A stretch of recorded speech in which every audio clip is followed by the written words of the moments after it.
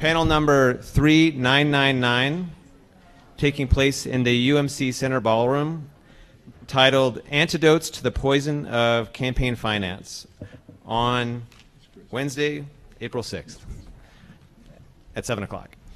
My name's John Griffin. I'm the director for the Conference on World Affairs. Thank you for being here. This is something of, I guess, a vindication of our effort to experiment with having something that we're calling CWA at night, which is trying to make sure that people who are working between the hours of 8 and 5 or in class have an opportunity to participate in the Conference on World Affairs. So thank you for being here. We're very fortunate this evening to have two of Boulder's favorite sons with us, and I have the pleasure of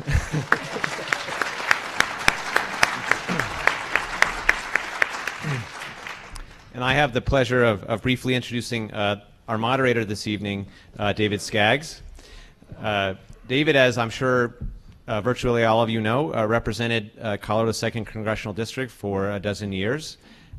He also served in the Colorado legislature for several terms and was its minority leader there. He has a distinguished career in public service and has continued in that vein since departing Congress, whether it be working with the former members of Congress or working on serious issues. We were just talking about Tabor in our state. He's devoted himself to a life of public service, and that's to be commended. So please join today's moderator, or please thank today's moderator, David Skaggs. Thank you.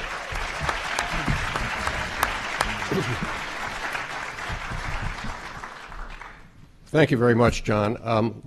Before you leave, you are going to give instructions about texting questions, which I don't know how to instruct on. So I apologize. Yes, yes. So just briefly, in this session, we are going to be using a texted questions option. It's very straightforward. I'll just give you a quick tutorial on it. So if you would like to submit a question via text, that's one option, and I'll explain the other options in a moment. But if you'd like to submit a question via text, I would recommend that you take out your phone now, perhaps, and that's exactly what you need to do. In the very top of the phone, you're going to send a message to that phone number, 22333. It's a little odd because it's only 5 digits, I know, but it is a phone number. And then the body of the message, it's just UMC GMB, UMC Glenn Miller Ballroom. Okay. If you send that text right now, you'll immediately get a confirmation message that tells you that you've joined this session. Okay, then you know that it's working. Okay, then if you send a message anytime during the next hour, it'll pop up on that computer screen. You should know, though, that you have a character limit of 160 characters, so be brief. And then finally, if you do choose this option, at the end of the session, text LEAVE, L-E-A-V-E, leave, as in leaving, to close your session, and you'll get a confirmation message that you've left. And then all will be well. So if all of that sounds not very appealing to you, we also have just a note card option, okay? And we'll have 3x5 cards with pencils, and you just raise your hand, and Madeline Chandler, who's back in the back of the room there, will come deliver a note card to you. And after you finish writing your question, you can raise your card, and then she'll bring it up to the moderator as well. And it's really up to the moderator. We could also have questions at the microphones. It's all up to the moderator's discretion. So, okay. It's been fixed. All right. Thank you very much. And I already have a notation of testing showing up on the screen, so we're good. All right. Thank you very much. Thank you, John. At the risk of embarrassing Tim and me, I wondered if any of you who have ever worked for or against either of our candidacies would raise your hands. We'll get a sense. Yeah. Everybody there.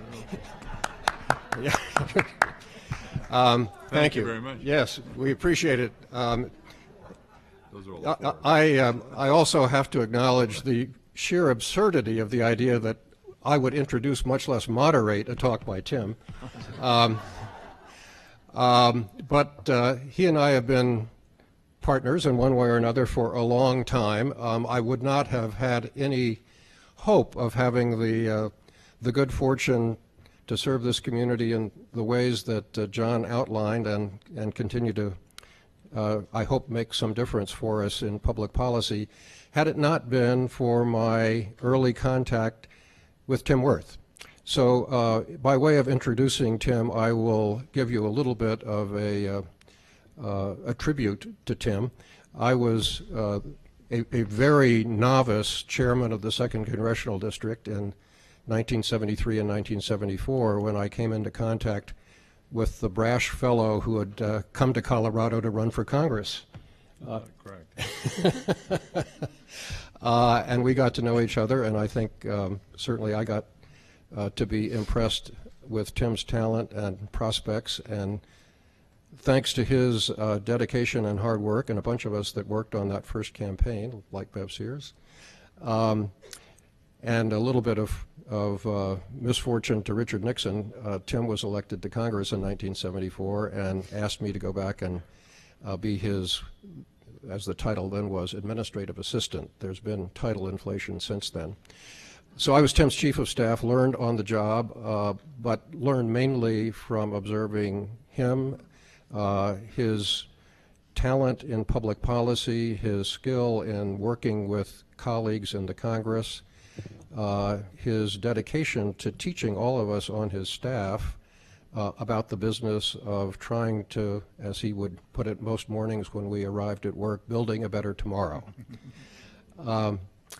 The many other Wirth-isms that have stuck with me over the years include asking the question, what's he really trying to accomplish, when we were trying to decipher the agenda of someone on the other side of an issue. And I could go on and on and on that, but you're here to hear Tim and not me. But I did want to take advantage of having the mic as his introducer and moderator to tell a bunch of people how important he was, not just to the 2nd District and the country, but to me personally. Tim. Well, David. Well, David, you're very kind, and John, thank you for taking on the World Affairs Conference, where I had spoken for many, many, many years, and then a big hiatus, and I'm glad to be back, and it's obviously in good hands. John gave you instructions about leaving, and so you can leave any time during this presentation, and I will not be hurt at all. David, his favorite son, it's interesting, David, favorite son. I was not going to introduce David as a favorite son, but rather just to tell you that I don't know anybody else who has done more to restore civility and cooperation in our country. I mean, he's just been fabulous. David, thank you. Thank you.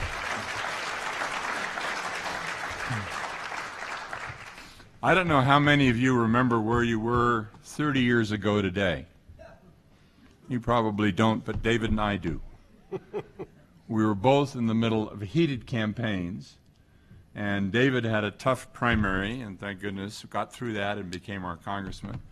I had a brutal senatorial election, but what we were doing 30 years ago today was, I'm sure, raising money.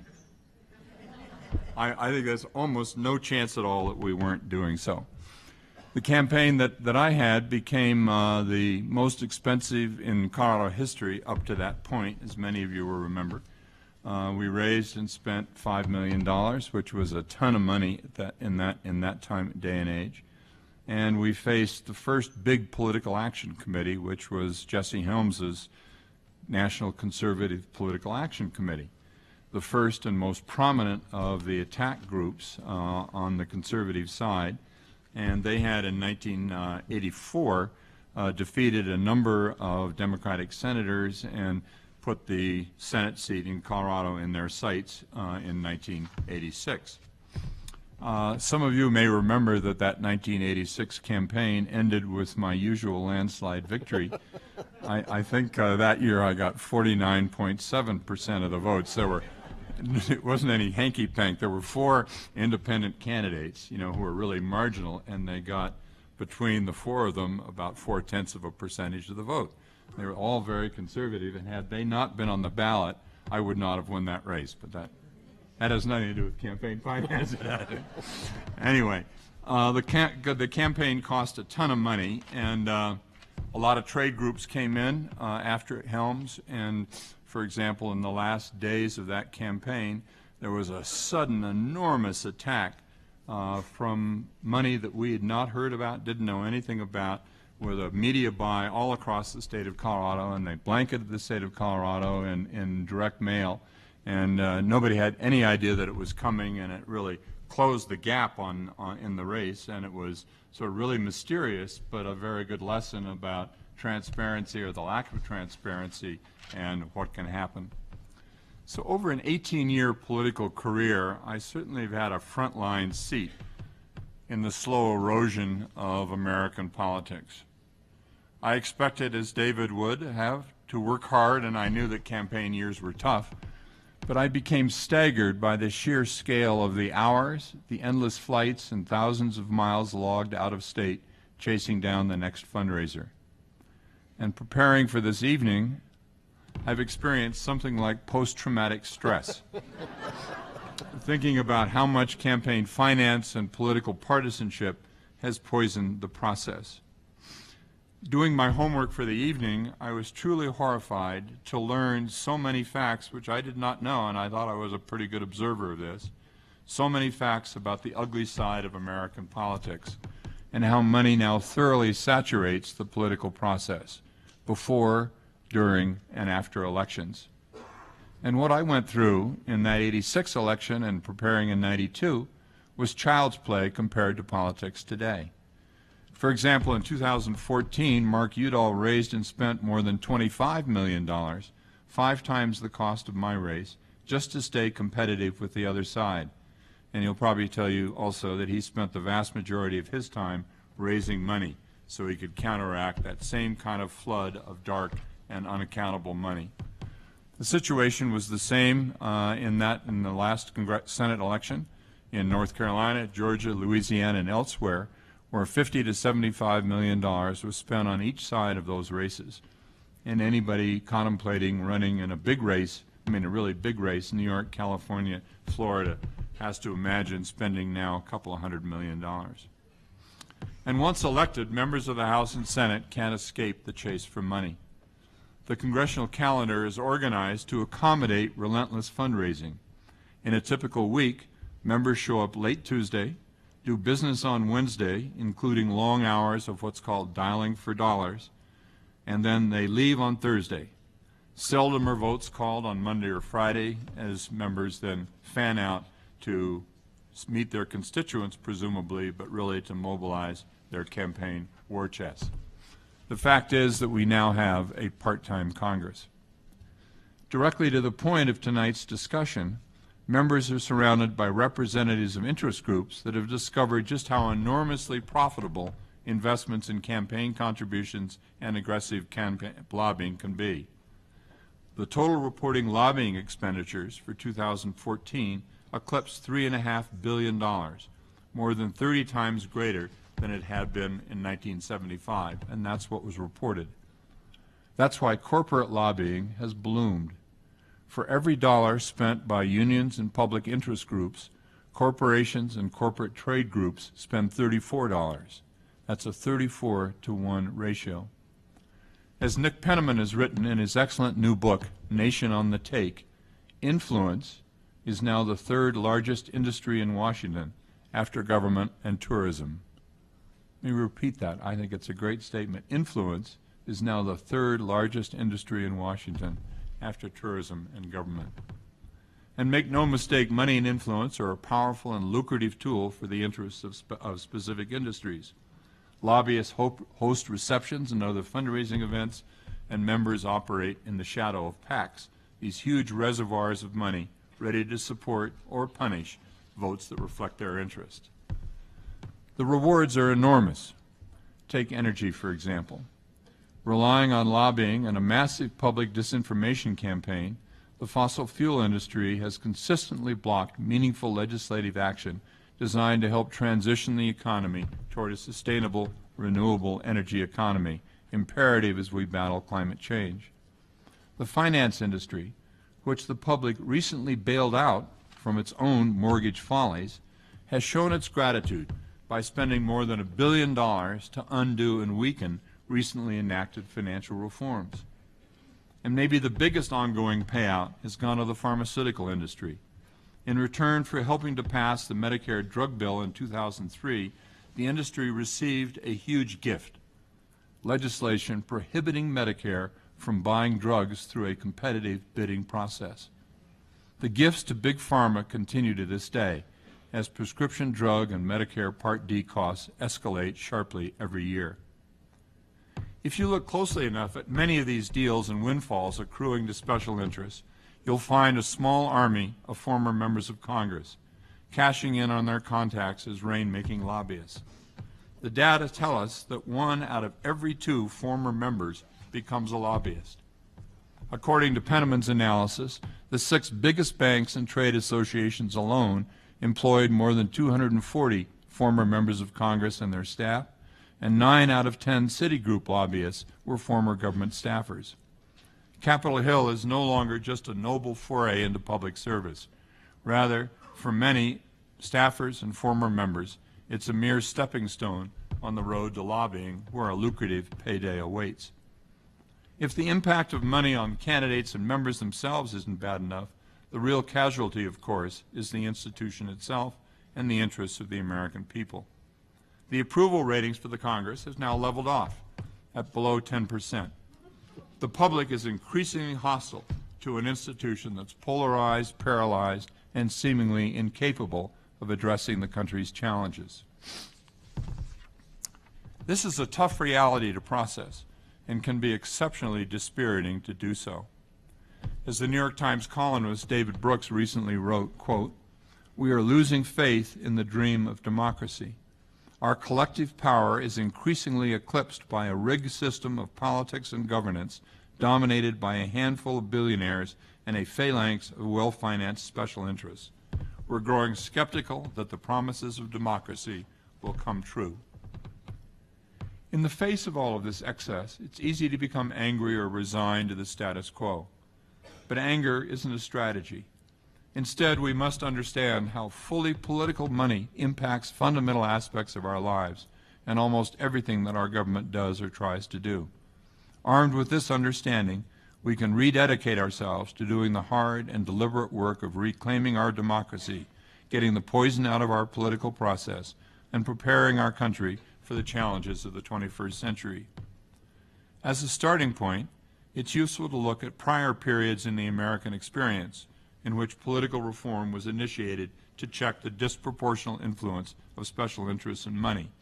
We've been here before. More than 100 years ago, Teddy Roosevelt spoke of, quote, "the classic conflict between those who possess more than they have earned and those who have earned more than they possess." Reviewing this history, Trevor Potter, a Republican who was John McCain's lawyer and is now president of the Campaign Legal Center, recently wrote, quote, "In the early 20th century, waves of money from large economic interests swamped our election, many of its sources hidden from the public." This is 100 years ago. More and more citizens felt that government had become a tool of campaign contributors rather than responsive to average voters. State legislatures and Congress were seen as in the pockets of economic interests who perverted legislation to serve private purposes rather than the public good. This was 100 years ago. Sound familiar? In response, Roosevelt took on the railroads and the banks and created the Departments of Commerce and Labor. And in 2007, Congress passed the Tillman Act and the Federal Corrupt Practices Act, banning corporate contributions to federal candidates, establishing disclosure rules, and creating spending limits for political parties. Not a bad model for today. So another wave of reform emerged in the aftermath of Watergate, when David and I first came into politics after 1974. After President Nixon resigned, Congress took many actions. It joined many existing statutes into the federal election campaign law, set up a system for funding presidential campaigns, set limits on individual contributions once again, and when it became clear that reporting and enforcement were thin, the Federal Election Commission, the FEC, was established. So we have behind us something of a roller coaster history. Abuses and corruption grow, the public becomes alarmed, and after a time, the Congress listens and reform measures become law. We are on another of these roller coaster rides today. Politics has once again become barnacled, and the appearance of corruption pervades the system, with outsized corporate political fundraising influence, the lifting of caps on corporate donations and independent expenditures, and misguided decisions of the Supreme Court that have encouraged campaign finance to spiral to stratospheric levels of spending and public concern. The court decisions have contributed to an historic increase of corporate and personal money, often anonymous, flowing through political action committees that are theoretically separate from candidates. During the last midterm election in 2014, which was the most expensive in history, candidates for Congress spent nearly $4 billion. The 2012 presidential election, also the most expensive in history, with $7 billion spent, and there's little doubt that 2016 will set new records. To add insult to the public, the Federal Election Commission, established in 1975 to enforce campaign finance laws, has become completely toothless and ineffective.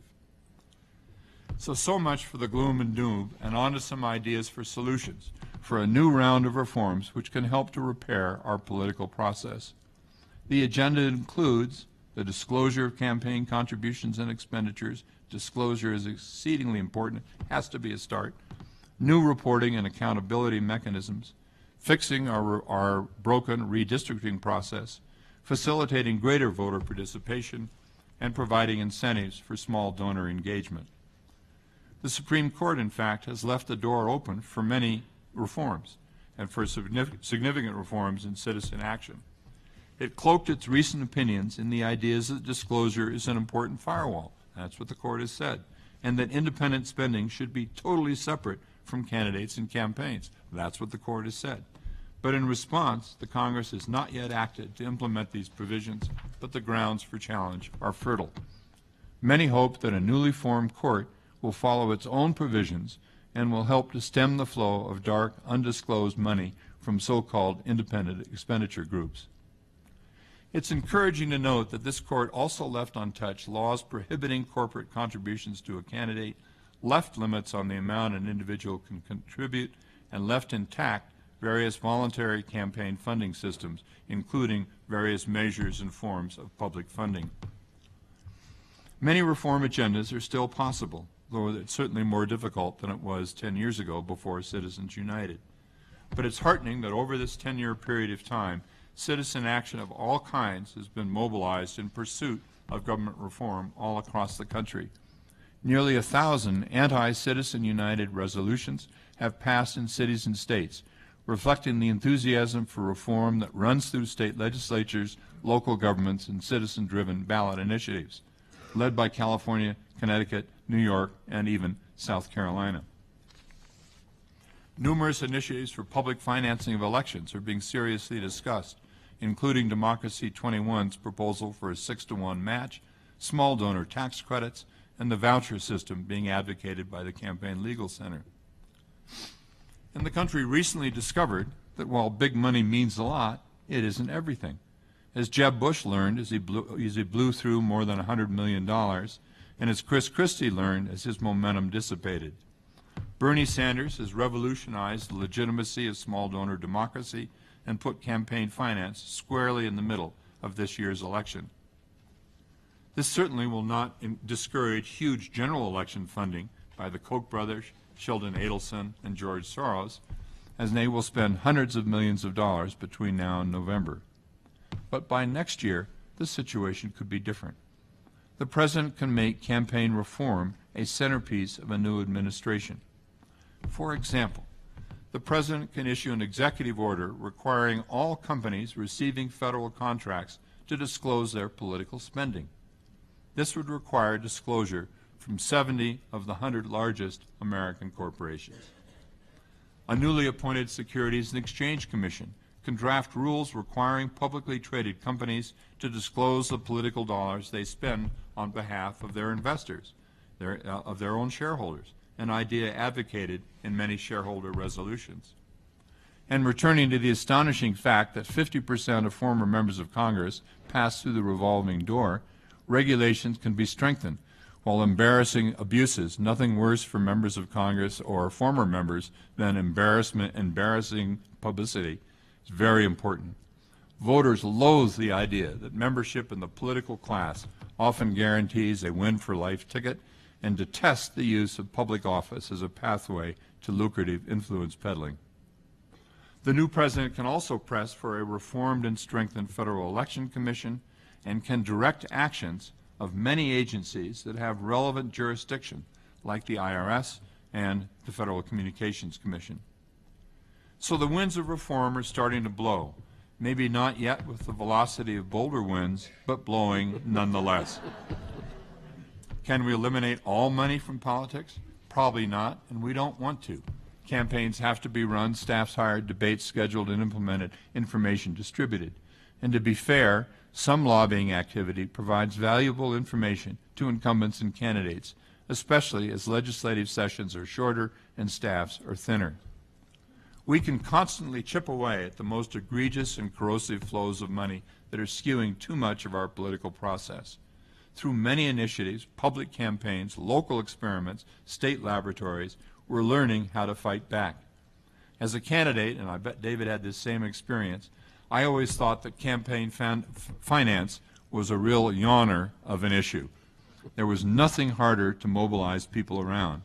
But that too is changing, as examples of abuse and the appearance of corruption are too obvious to ignore. We can take heart in the knowledge that powerful, popular grassroots organizing have forced profound course corrections in our history. In the lifetime of many in this room, organized citizen movements for civil rights, women's rights, human rights, consumer protection, and the environment changed America and even the world. Secret and corrupt funding will always try to find a way into politics, but as in the past, our democracy can survive and succeed if citizens and their leaders push back. Early in the American experience, John Adams wrote, "Government is initiated for the common good, for the protection, safety, prosperity, and happiness of the people, and not for the profit, honor, or private interest of any one man, family, or class of men." It's now time for us to work together for that common good, to reform our politics and to rebuild a functional governmental process. Thank you very much.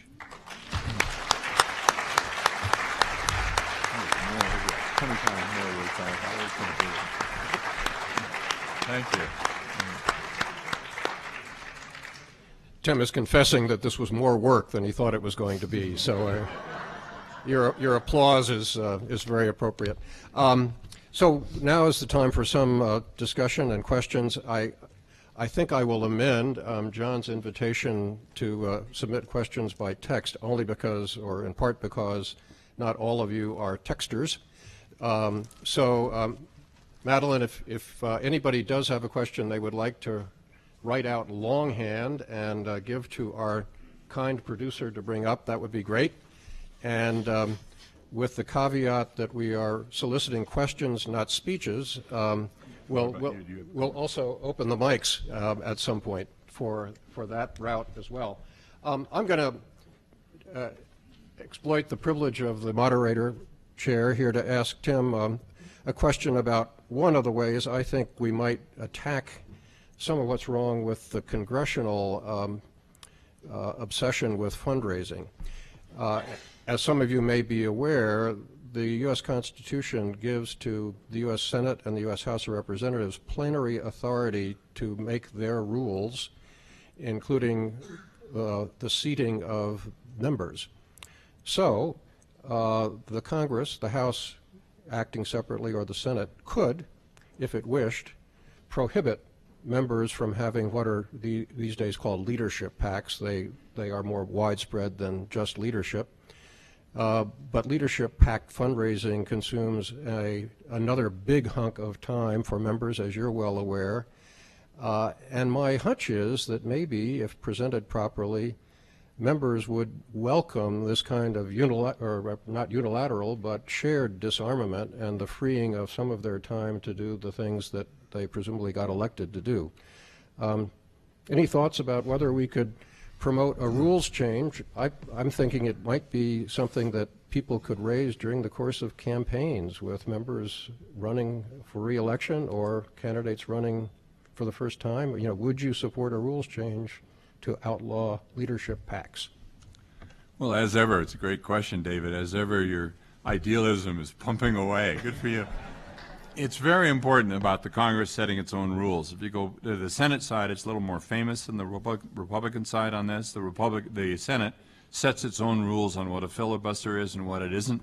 And, you know, that's the tangle the Senate's gotten into over in the last 15 or 20 years, whether it's 2/3 or it's 60 votes, and does it count again against judges, Supreme Court judges, federal judges, whatever. That's the Senate setting its own rules, and the House can do that as well. But right now, I think that is absolutely an impossibility, as the Republicans have a real stranglehold on the House, and I would doubt very much that they were going to want to do anything that would endanger that. I'm a little more familiar now with the Senate, but let me give you one example of what happened in the Senate. Before the Republicans took control of the Senate, and the House, the House had passed a legislation related to financial disclosure, the importance of campaign disclosure. And that legislation had passed the House, and it came to the Senate, and it passed through all the committees of the Senate and came to the floor for a vote. And it was clear that there were the 60 votes necessary to break a filibuster if a filibuster were to be launched. Suddenly, legislation stopped, and there were only 59 votes. And the reason for that was that Mitch McConnell and the head of the National Chamber of Commerce had gotten together and said that if, in fact, this disclosure occurs, the very large donors then being organized by the Chamber for the first time would be much less willing to put money into the pot to defeat Democratic incumbents if they were exposed to the sunshine of the outside world. Disclosure was really deleterious to the strategy of the Chamber. And McConnell went along, and their 60th vote was the now senior senator from the state of Maine, who is normally a pretty progressive individual. But on this one, she took the dive for the team, and 59 votes existed. The legislation got filibustered because of the rules in the Senate, and we do not have disclosure legislation. That will never pass now. You know, for a long period of time, the Democrats could get control again, but I can't imagine that the Republicans in the House, David, are going to agree to any kind of limitations on their capacity, even through leadership PACs and what they have to do. I remember one other thing. It was so interesting on on one side or the other. You remember Connie Mack. Connie Mack was a very nice congressman and then senator from Florida, and we took him on one of our raft trips down the Grand Canyon. And Connie was a very nice fellow, and we were talking. It was right after an election, and I was just beat up as can be from all his fundraising. And Connie said, "What fundraising?" He'd just gotten elected too, and he said, "What fundraising problems?"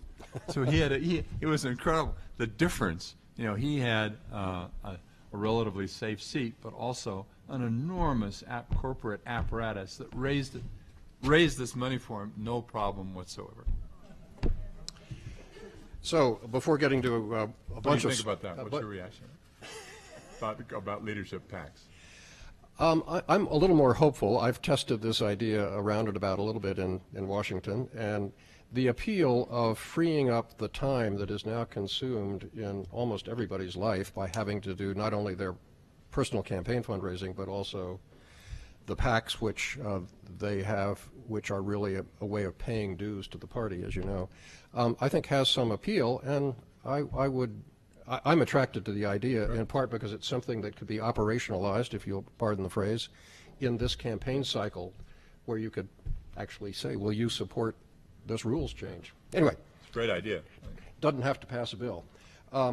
Lots of questions about Citizens United, so I will try to consolidate them into a little bit of... David's the lawyer, so I'll pass all the Citizens United questions on to him. Before getting to that, however, there is this bouquet tossed at you, which is, any chance you will send a copy of your speech to the next president? Well, that's nice. Well, I'll find her address and send it to her.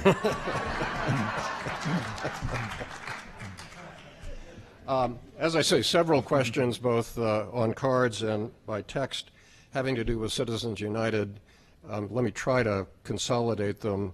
Is there any chance for the Supreme Court to reverse? If not, is there any chance for a constitutional amendment? And related to that, what can local citizens do to juice up that effort? All good questions. You know, on the constitutional amendment, I think that that's such a long and arduous process. Senator Hollings from South Carolina was always the leader of this effort in the Senate for many, many, many years, and said what was going to be necessary was a very simple language, a few words that says Congress is allowed, Congress is entitled, or whatever, to has the authority to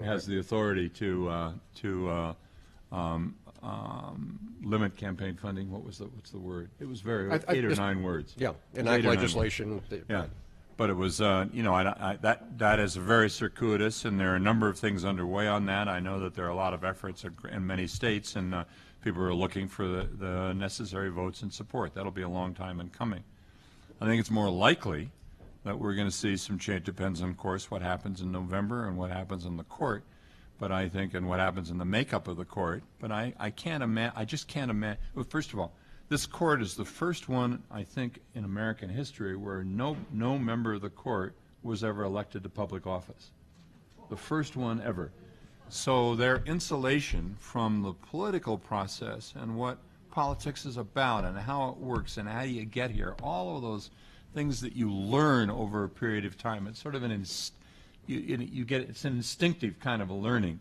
And Sandra Day O'Connor was the last person who had been elected, and she had been, I think, the majority leader in the Arizona State Senate. Anyway, I think that the chances are that the court's got to be looking at the abuses of this and the amount of money being spent, and have got to be in to sort of think it's 4-4 obviously right now, and you know what happens with a 5th vote, and how do they begin to tinker around and move this? David, you would know a lot more about this than I do, but it seems to me there are a whole series of avenues that they could, I'm sure, pursue if they decided that this is something that they wanted to do, and there'll of course have to be cases coming before the court, but they can expedite that and get that to happen a lot more rapidly if they want to. Isn't that right? Well, yeah, absolutely.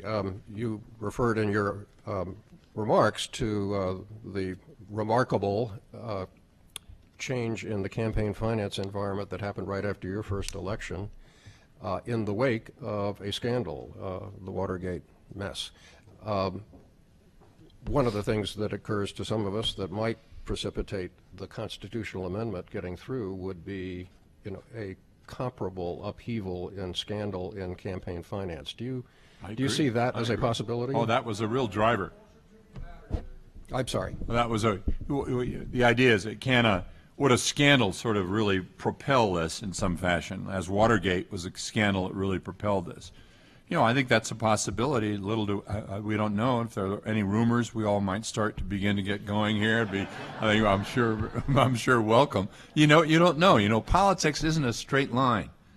You know, it's never a straight line. You never know what's going to happen. You can sort of try to assume and try to figure it out, but it's never a straight line. Something always comes along and always changes it, and this is a good example. Look what happened after Watergate. Whoever would have thought that, you know, that silly thing in the Watergate would blow into the kind of scandal that it did. I know you're reluctant to show any partisanship. I'm not. You know, I am. No, but the next question will. Do you see any difference between Republicans and Democrats in their attitude toward campaign finance reform? You want to raise your hands about who's sitting right now? No, I don't.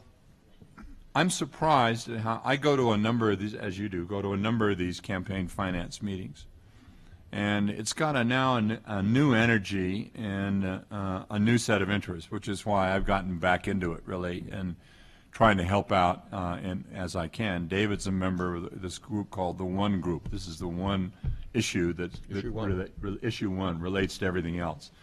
And there are 140 or 150 former members of the House who've signed up for this, about a third of whom are Republicans, which is welcome. And I think if people had their own druthers, these guys in the House, largely men in the House, aren't going to say anything publicly, because their leadership and their committee positions and so on are really tied to sticking with the leadership program. But that can also change. I bet you there are 25 to 40 members of the House who are very uncomfortable with this. These people are not venal. They're not. I think that, it's always surprising when you sit down and talk to somebody you think is just going to be as foreign as possible, and it turns out, what they're really interested in is the eradication of polio in Afghanistan, or they're really interested in children's education. So, it's a wonderful group of people, largely, that come, and it's the system that's captured them.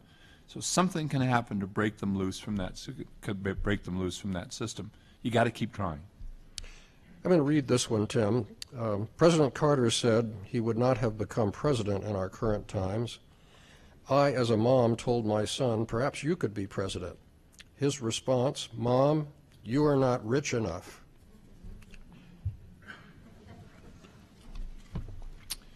Well, there's some real truth in that. It takes more and more money to run for political office, and the higher the political office, the more difficult it is. And I think the size and scope of the money that you have to raise isn't just that nut.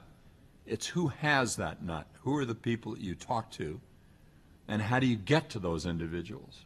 Well, generally you get to those individuals by having a kind of access through your committees or through who you know and so on. That's why it's very hard for women to run for Congress and run for public office.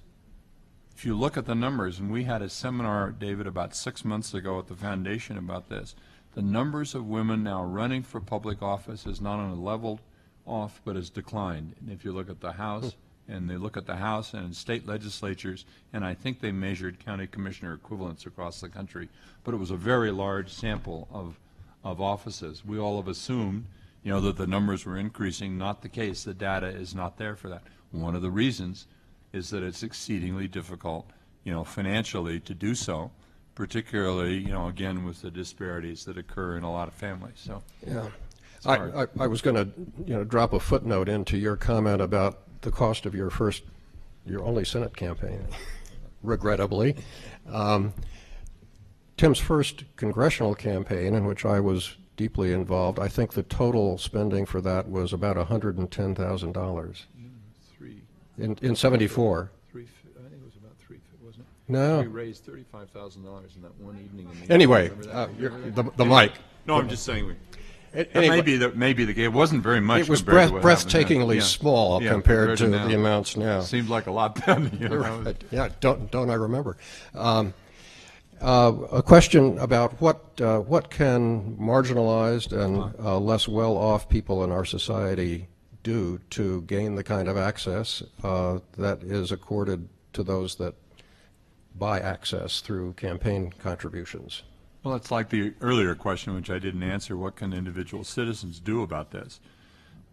I think the first thing we have to do is all be aware of what's happening, be aware of the history. Be aware and thinking about the history. This is not an unsolvable issue. It's something that we can take on. That's what we do in democratic societies with a kind of enthusiasm for it, and generate that enthusiasm in your bridge club or your garden club or the Kiwanis club or whatever kind of group that you have, and get people to talk about it. And you will find, I'll bet you will find, how disturbed people are about this question. 85% of the American public think the system's rotten.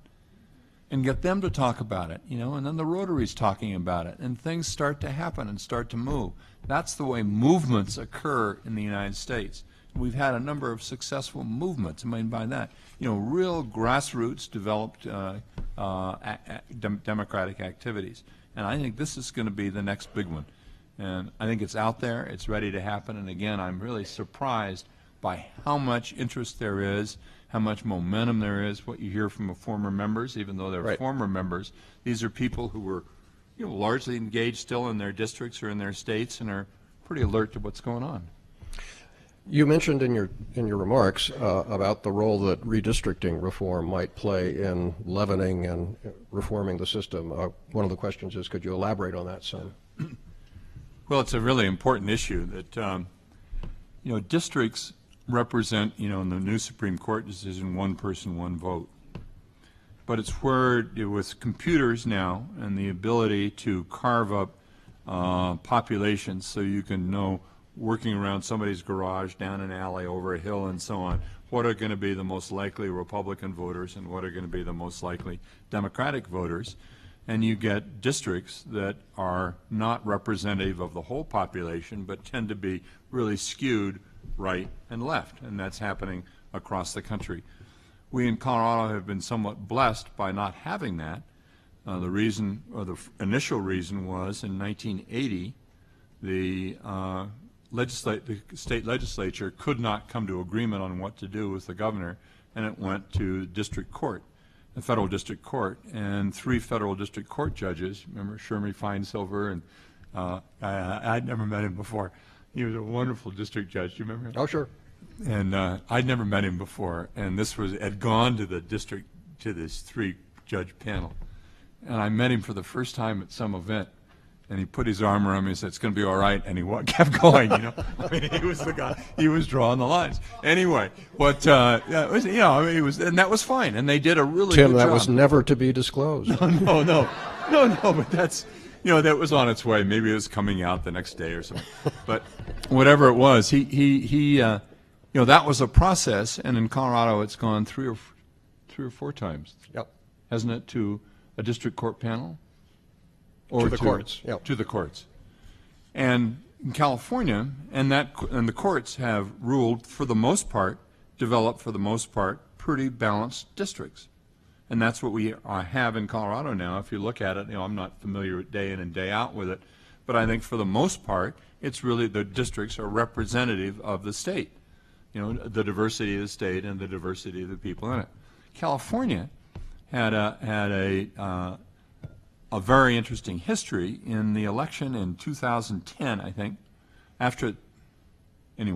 about 2010, in the congressional election, there were 100 seats in the state legislature in California, and there are 55 congressional seats. So there were 155 elections in California. Not one seat changed. Not one in an election. Everybody got reelected. Everybody got reelected. The Republicans had taken care of theirs. The Democrats had taken care of theirs. The districts were made safe as can be.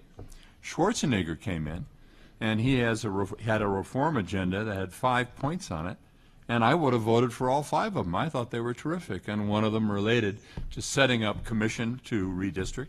A second one was that the top 2 people in a district, in a primary, had to run against each other rather than just the Republican and the Democrat. So if you happen to have a hardcore Democratic district, the 2 Democrats, top of the ticket, would run against each other. That's what happened to Waxman, right? And Pete Stark. And Pete Stark. Yeah. Anyway, so there was some interesting things that have gone on out there in redistricting, and I think people are also catching on that this is a real poisonous situation. Not poisonous. It's a difficult situation that we're now in, and some states have begun to resolve it. We've been very lucky to have court decisions made here that were, I think, very fortuitous. Yeah, if I may make an addendum. One, we're running out of time, so don't send me any more questions, please. You can leave now, too. That's right. But on the redistricting thing, many of you probably already know this, something like 1/10 of the U.S. House of Representatives comes from districts that might be characterized as competitive, in which in any given election there's a chance for either party to prevail. Redistricting reform, even if carried out rigorously, might double that to 90 or 100. but don't think that's not critical, because if you put yourself in the position of congressional leadership, wanting to either get or maintain a majority in the House, playing to the dynamics of those competitive districts becomes critical, and so it would have an enormous leveraging effect on moderating the business of the place, I think. The Democrats that used to be the blue dog Democrats pretended to be the more conservative Democrats, and Tip always had to worry, Tip O'Neill, about the blue dog Democrats and keeping them under the tent. Yep. And the Republicans had the Tuesday group, which was the same, sort of more liberal Republicans, and Bob Michael always had to work very hard to keep them in the tent. That's Yep. the point, Yep. and that brings everybody to the center more than playing on the polls. Let me try to, again, lump together several questions that have come up, inviting your comment about the current political campaigns, asking for your predictions on what will happen eventually in November, asking for your comments on how Bernie Sanders compares to Hillary in their treatment of the campaign finance issue, asking for your comment about how Sanders and Hillary compare on the issue of campaign finance reform, and also inviting you to connect the dots, if you will, between the role of superdelegates in the Democratic convention system and that relationship, since they are largely electeds, that relationship to where they get their campaign money. Well, that is maybe the most interesting part of I mean, I have no idea what's going to happen any more than anybody else in the room has an idea what's going to happen. It looks to me like the Republicans are going to go to Cleveland and they're going to have a battle royal, and we'll all watch it on television, and it'll be sort of like the gladiators at it. You know, we're looking down and seeing what lion's coming out here and who's getting eaten over there and what's happening. Anyway. You know, I think that unless she falls into a manhole in some way, Hillary's going to win. You know, I love Bernie Sanders, and I love listening to him. You know, I would spend a lot of time, and I agree with just about everything that he has to say. But I'm certainly, you know, a Hillary supporter and have been, because I think there's a reality to this. The business of governing is very, very hard. And it demands incredibly good people around you, and it demands a kind of maturity and a perspective on wanting to govern. And you have to govern, you know, within a very political system. And, you know, Bernie is great with a whole set of ideas, but I just, you know, I look at what is his time in the House and the Senate, and, you know, very interesting things, but Vermont's about this big, and it's not, anyway. No, I think he's terrific. I love his ideas, and maybe she will adopt a lot of this, and I think what's happened is that he's really moved her left, which I think is terrific. I'm all for that. And I think on the campaign finance issue, it's a centerpiece of both of their campaigns. He's certainly made it that way. He's put it right in the middle. And you know, they're going to be talking about big banks, and they're going to be talking about a variety of things from here till, you know, the Democratic primary. And then let's hope that, you know, I think Hillary will win, and I think that they will do a masterful job of pulling the Democratic Party back together again. She's got very, very good people around her, and lots of them. And they'll be fanned out across the country, really working to bring the country back together again. Superdelegates, you know, if she falls into a manhole, or it looks like she's going to, you know, 400 of her votes, or of her delegate votes, are superdelegates, who are not selected in a public way, but are selected as elected representatives, or are selected through a political process in their states or whatever, 400 of them. Now, these are people who are, I would not say that loyalty would be the #1 thing on their agendas. So it may well be, you know, they're looking out, the elected ones in particular, will be looking out for their own hides in all of this. And if everything suddenly veers off course in some fashion in the Democratic side of things, you know, some superdelegates are going to start to say, well, you know, maybe, you know, and they don't have any legal commitment to Hillary. They've just said that they will support her. There's no, for the most part, there's nothing tying them legally to supporting her. So if it veers off course, it's possible that some of those superdelegates start to move, and then the gap between Sanders and Secretary Clinton, you know, starts to shrink. I don't imagine that'll happen, but I think that's possible, not probable, but possible. Do you agree with that? Is that? Yeah? I wasn't asked the question. Well, let's ask. You ought to run for public office. I mean, all of this does remind me, for some reason, of I think it was the Mo Udall comment about the difference between a cactus and a caucus. But I won't tell you what the punchline is. Not suitable for a public forum. I think we are out of time, and I will again thank Tim not only for... David very much. Thank you all very much. Great questions. Thank you.